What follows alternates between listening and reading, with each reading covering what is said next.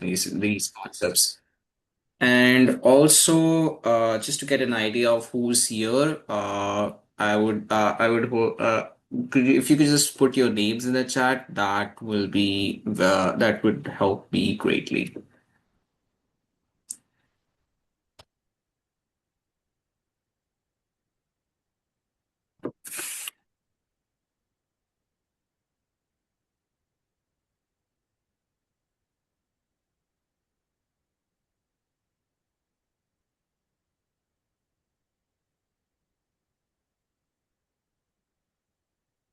Okay, so we are just gonna get while people put their names in the chat, I'm just gonna start with how the web actually works, and then we'll move into some HTML fundamentals, and then we after that we'll just take a look at the tools we use, especially one of those tools being VS Code. So here's a quick look at our agenda today. This is going to be the first session on web development. So we'll just start with the big picture, which is how a website actually appears on your screen, and then we will move into HTML fundamentals, where we will be looking at elements, tags, and attributes, plus some practical things like text, lists, links, and images. After that, we'll just get going with a small activity where you would try to build your own for web page using HTML and getting familiar with tools like VS Code. So let's try to understand how the web works. So this so so the basic flow of whenever you try to access a website is that you would try type a URL, which so you would typically tell your browser where you go. For example, if you would just want to go to Google, you just type in an address bar like google.com. And then once you send that request, your browser uses DNS, which is short for domain name system, to find this site's IP address. So it's like the internet's phone book where it would find the IP address, and then once the IP address is found, it sends an HTTP request to the server, and once that request and once this server receives the request, it sends back files like HTML, CSS, and JavaScript to the browser, and then the browser assembles those files and renders the page on your screen. So that's one of the key ideas that I want you to remember, that every web page is really just a collection of files sitting on a server somewhere, and your browser's job is nothing is just to request them and interpret them. Once you get an idea of what the flow is like, HTML and other web technologies like CSS and JavaScript starts to make more sense, because HTML is kind of like the structure of the page, and then later we will be using VS Code to build out your first web page. If you don't have VS Code, that's totally fine. I would recommend installing it in your device. But if you don't have it, you can also make do with any text editor that you have on your device. So let's try to understand the three core technologies when it comes to developing a website. So the website development usually relies on like three core technologies working together, much like the human body. So the HTML is basically it's like the skeleton. It gives the page its structure. The CSS could be similar to the skin and clothes and other cosmetic appearances. It controls the visual styling, and it handles all, including colors, fonts, and layout design. And JavaScript is kind of like the brain of the human body, which powers like which powers interactivity and creates dynamic, responsive user experiences. So so in the right side, we have one small example where we would try to so where this is where the HTML file would act like the hub. It holds the content and it can link out to the CSS file for styling using the link tag. And if you want to reference any JavaScript file, you can just use the script tag for that. So for today, our main focus will be on HTML since that's the foundation. In the later parts of the in the next few weeks, we will be focusing more on integrating styles, and later on we will try to add some behavior to our website as well, and for our website. So once the structure is in place, styling and interactivity would become much easier to understand. Now, let's try to take a closer look at some building blocks of HTML. There are three key ideas here. So, the first bit is like the element, tags, and attribute. So, an element is part of the web page, like a piece of text or an image or a link. A tag is the code that you would use to create that element, and an attribute gives extra information about it, usually in the opening tag. So in this example, this is how you would typically create a hyperlink to redirect the user to any other website. So in this whole example, right here is the tag, and the href is the attribute that tells the browser where the link should go, and the clickable text is just denoted by the text that is between these tags, and it is in this case click here.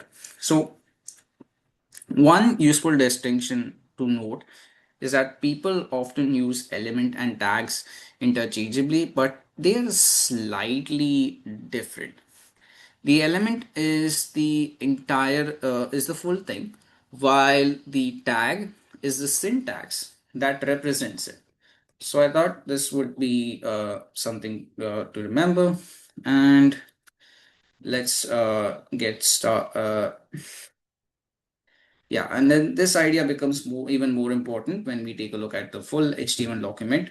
What you are seeing here is the essential boilerplate, which is kind of like the starting structure for almost every web page. At the top, the doc type HTML tag tells the browser that this is an HTML file document. And then the HTML element is kind of like the root element, which wraps the whole page. And then inside that, we have the head section, which contains different metadata like the character set and the title of the page itself. And it is in this head where you would typically bind your style sheet if you were ever to deal with CSS, which you will be doing in the next couple of weeks. It would actually be in the next week. So, and in the body section, this is what contains all the visible content that actually appears on the screen. So when you build your own page today, most of your work will happen inside the body, because that's where your headings, paragraphs, links, and images will go.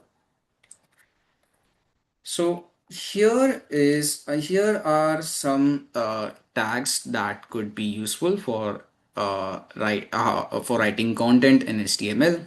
There are headings from H1 to H6, which create a structure and certain hierarchy, so that help organize the page and make it easier to navigate. One of the good rules is to follow is to use exactly one H1 tag per page, and then use the lower heading levels in order underneath it. And then if you want to write out paragraph tags, They are like the standard container for. That's totally fine. And yes, UTF. Oh, yes, this is actually true. So the UTF-8 actually represents it's just a way of encoding characters into bytes so that the browser can read and display text. So it's one of those small details in the head section that helps uh, uh, makes sure that your page behaves properly. So, as I was saying, headings and paragraphs are some of the most important tags for writing contents. They give your page structure, and paragraphs hold the main blocks of text. And then on the right side, we also have tags to emphasize certain parts of the text. So the strong tag is used for strong importance, and the EM tag is used for emphasis. They often appear visually as bold and italics, but in HTML they also carry meaning, which is useful for accessibility and screen readers. And now let's take a moment to talk about how you would go about organizing content with lists and links. So, lists help structure information clearly, and links connect content and resources across the web. So, there are two kinds of lists that you could typically use in HTML. The first one is the unordered list, which is typically denoted by the UL tag, is for items for where the order would not matter. Some examples involve list of hobbies, list of features, or what are some of your favorite snacks. An ordered list is typically denoted by the OL tag, but it is usually used to denote for sequences or number of steps where order does matter. Some examples would involve like instructions on how to build a PC or how to learn HTML.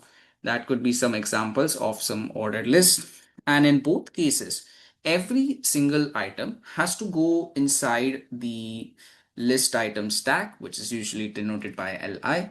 That is like the mandatory wrapper for every individual item within any list.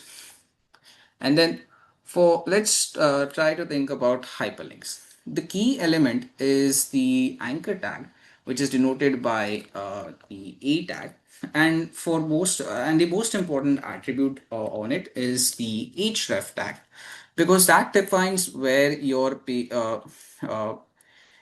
that's where you would use to define where your page goes. That destination could be a full another website, or it could be another page in your project, or it could even be a section on on the same page.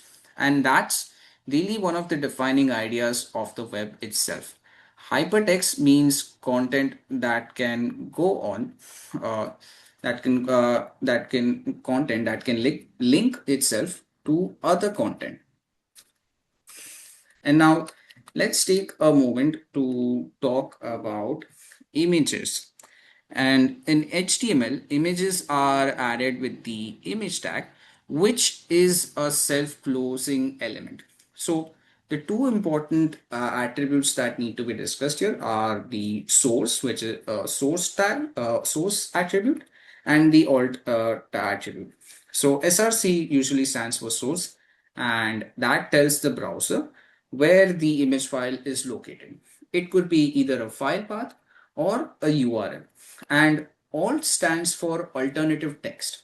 And that gives a text description of the image in cases where the image is not being able to load correctly. And it also is a required attribute for accessibility, because usually screen readers rely on it to describe images to users who may not be able to see them correctly. So, if you had a picture of a mountain at sunrise, your alt text could be something along the lines like mountain landscape at sunrise. So, whenever you would add an image, do not just think about making the page look better. Also think about whether someone using a screen reader would still try to understand what that image is communicating. And let's take a moment and now let's try to understand where we talk more about the tools that you will actually use to write the code. So you've already I'm sure most of you have heard about Visual Studio. It is all sort of like an IDE, which stands for Integrated Development Environments, which basically means a workspace that brings the key development tools together in one place. So the slide here describe IDE as a tool that helps streamline coding with features like code completion, debugging, and version control integration as well. And then VS Code is the most popular IDE because it's lightweight and it has become a favorite among developers for its flexibility and its extensive extension ecosystem. And it offers support for virtually all languages. And then here are some VS Code features to know about is that there is an extension there are thousands of extensions to customize a workflow for any language or tool. And then it also has like built-in Git which offers source control, and it also helps you like you don't really have to build out a separate terminal for that. And then they also have integrated debug tools to find and fix issues quickly. So now I think we are at the end of the slide, and I will just take this moment to answer any questions that you may have about this about the presentation that we just went into.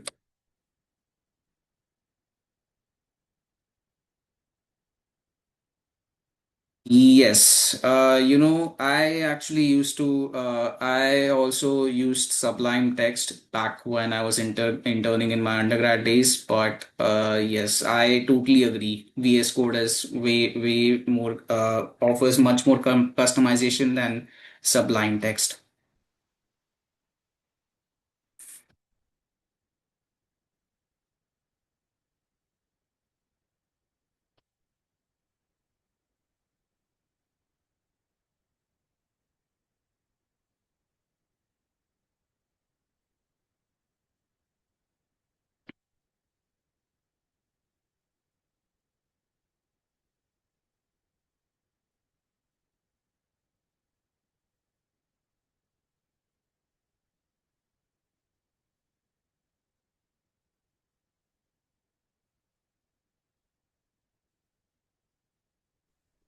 I don't know if this was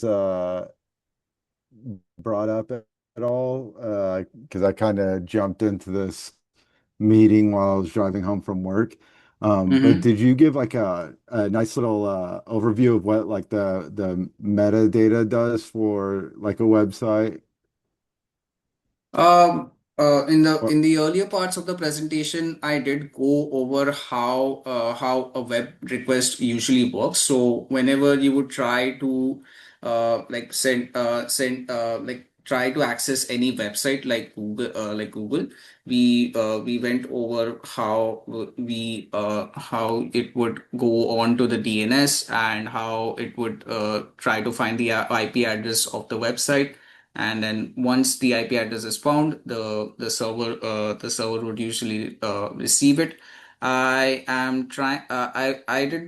did go over it like briefly, but for those of you who are not aware, metadata is just information about the page that would typically live in the head section, but it isn't usually visible on the page itself.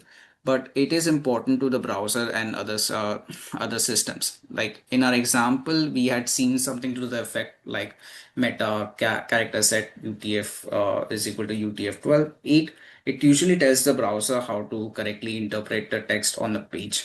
And then the title tag sets the text that you see on the browser. And then the head section is where you would link things like your CSS file later on. And a simple way to think about it is this: the body is kind of like the content for what your users see, and the head is for behind the scenes information, like the browser needs to handle page property, and that is where you would involve the metadata as well.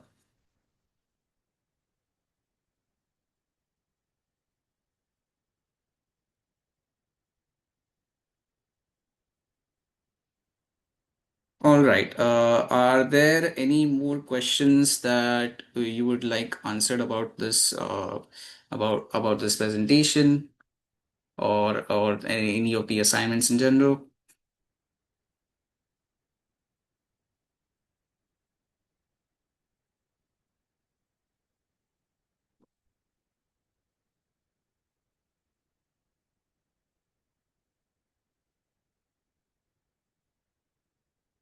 Okay. So, what we are going to do today is this is the part where I would typically go through the some of the coding examples. But today I have an interesting activity for all of you today. We are going to be working on building our own own web page using only HTML. And if you have VS Code installed in your system, that's perfect. But if you don't, any text editor like Notepad or even like Notepad would do. But an important thing to remember is, if you're using text editors like Notepad, be sure to save them as .html files and not as not as your typical text file. So we're going to be building like a simple about me page, which would include your name as the main header, a short paragraph about yourself, and then a list of interests or hobbies. And then if you could just include a link to any of your social media profiles that you're comfortable sharing with, that would be the entire that would be the web page that you could build today. And so this is the activity that I have in mind, and I just want you uh, to get you can get started on it now. And if you feel like you have any questions, you can just either put it in the chat, or just try to or just unmute yourselves and ask the question.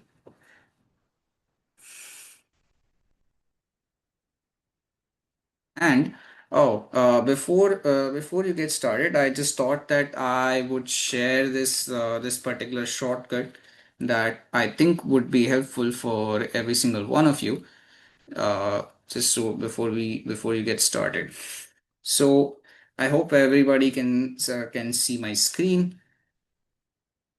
And if you want a simple shortcut to generate the HTML boilerplate, you can just add one simple exclamation mark, and once you click on it, you have like all the boilerplate set up for you, and the body is where you could add all the things that we have that I have mentioned in the chat itself.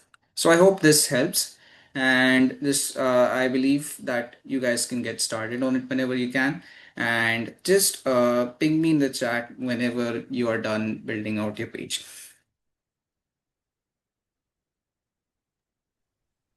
Just to add on to that little shortcut that you were doing, you could also, as long as it's saved under an HTML file, you could also do the exclamation part, but hit tab after you hit an exclamation point, and it'll fill it all in too. You don't even have to click on it. You can just hit tab and it'll all fill in.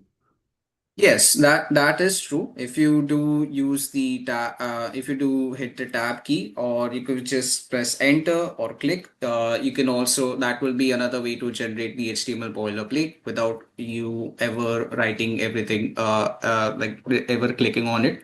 The idea here is just to make sure that everybody is familiar with all the possible options they have about generating boilerplates without, typically writing it off.